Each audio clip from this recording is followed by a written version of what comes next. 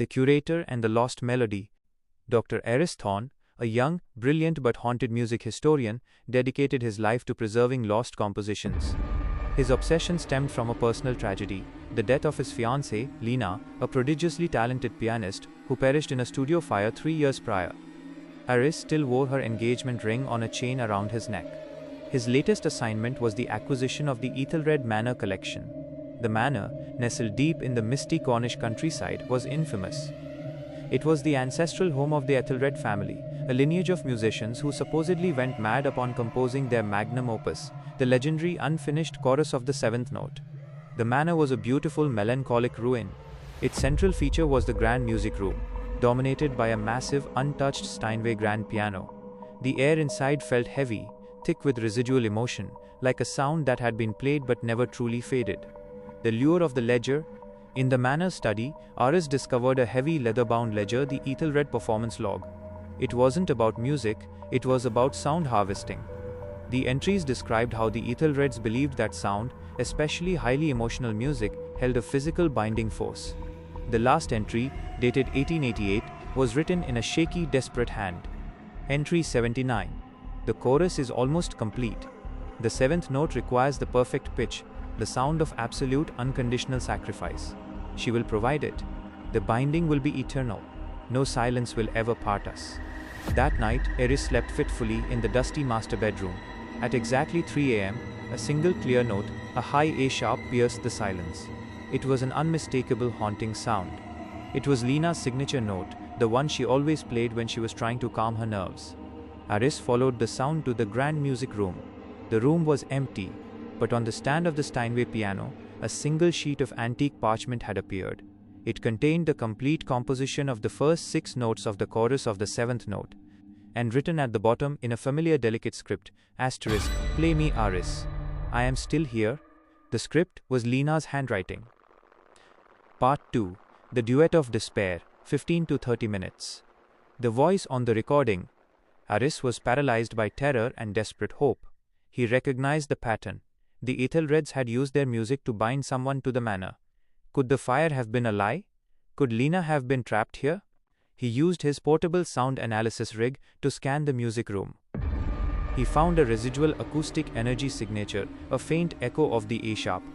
His equipment identified the source, a tiny, almost invisible metal wire stretched tautly across the soundboard of the piano. He touched the wire.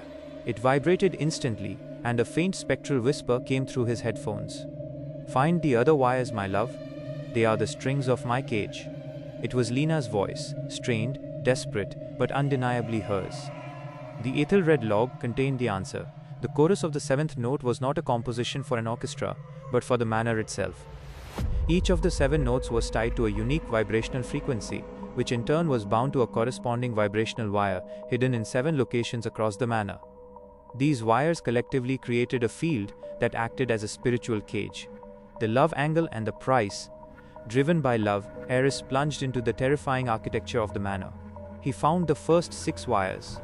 1. C major, joy, in the nursery strung across a broken music box. 2. E flat, betrayal, in the fireplace taut and blackened. 3. G sharp, anger, in the cellar, vibrating fiercely within a coffin-like wine rack. As he found each wire and tried to cut it, the manor fought back. In the cellar, a sudden blast of freezing air extinguished his light, and he was violently thrown against the stone wall by an unseen force. He heard a low, malevolent hum emanating from the structure itself, the sound of the Ethelred family guarding their collection. He finally reached the 6th note, B minor, obsession, found in the master bedroom, strung between 2 old wedding portraits of the Ethelreds. As he cut the B minor wire, the intensity of Lena's voice in his headphones increased tenfold. "You are hurting them, Eris. They want us to stay. They want the 7th note." He saw the spectral outline of Lena, a flickering, ghostly silhouette, appear next to the piano. She was beautiful, but her eyes held a terrible sadness. "The 7th note, Eris," she pleaded, her voice a heartbreaking echo. "It's not here. It's my heart's pitch. It was meant to bind us forever, even after death. But they used it to trap me here." Part 3. The 7th note and the sacrifice, 30 to 45 minutes. The true instrument. Lena's spectral form guided Eris to a hidden chamber beneath the piano, the original Ethelred crypt. In the center was not a tomb, but a crude, massive resonating box made of blackened wood. Written on the box was the formula for the seventh note. The frequency nu_7 was inversely proportional to the product of love and loss, meaning the more intense the bond, the more devastating the pitch. Inside the resonating box, Aris saw the final terrifying wire, the A-sharp wire. It was not metal. It was a single long strand of human hair, stretched impossibly tight, vibrating at a frequency that made his ears bleed. Lena's voice crackled desperately in his mind, no longer needing the headphones. That is my hair, Aris. They took a lock before the fire. They tied my spirit to that pitch. You have to destroy the wire and the box together. The chorus begins.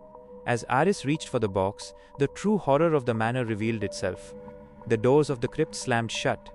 The 6 cut wires in the manor instantly repaired themselves and began to play their respective notes, creating a chilling, disharmonious chorus. The spectral forms of the Aethelred family, pale, long-faced musicians, coalesced around the resonating box. They were conducting the chaos. The grandfather, Lord Aethelred, spoke, his voice a dry, echoing scrape, foolish curator. The 7th note is the note of unconditional sacrifice. The wife of the Aethelreds always completes the chorus. She is the instrument. We have simply found a more enduring composer. They began to play the full 6 notes on the piano. The sound now not just heard but felt, a physical pressure that crushed Aris's lungs. The spectral Lena screamed, the sound echoing the A-sharp pitch perfectly. The Lord Aethelred turned to Aris, pointing a skeletal finger at the engagement ring on Aris's neck chain. The final sacrifice is not her. It is your grief. Cut the chain and play the final note of loss. Part 4. The final performance, 45 to 90 minutes. The choice? Aris knew the truth. The Aethelreds were trapped, not binding Lena but using her pure passionate love to attract a new spirit, his, to complete their eternally binding chorus. If he cut the last wire, the energy would be released, but the Aethelreds would try to capture his spirit instead. He looked at Lena, whose form was flickering, agonizingly distorted by the 6 notes. Don't play, Aris. Don't use the ring. It's your heart. They want to trap your heart. Go. Forget me. But Aris refused to leave her. His love was his weakness, but also his only weapon. He made a terrible choice. He couldn't just cut the wire, he had to break the formula itself. The formula was based on love times loss.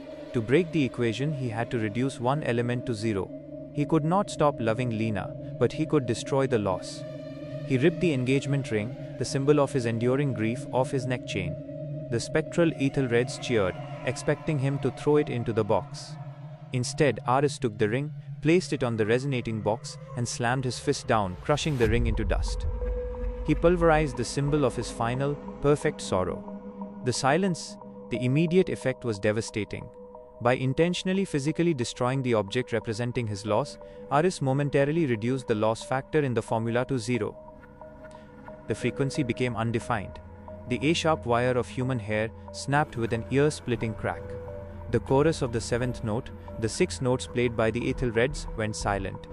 The spectral musicians shrieked, their forms collapsing into dust and shadow. The binding energy of the manor was momentarily shattered. Lena's form solidified, appearing whole and radiant, dressed in her white dress. She looked at Aris, her eyes full of love but tinged with a devastating sadness. You broke the equation, Aris. But you broke the binding too. We cannot stay here.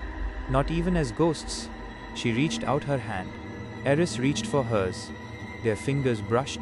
For that one perfect second, Aris felt her warmth, her life, her love.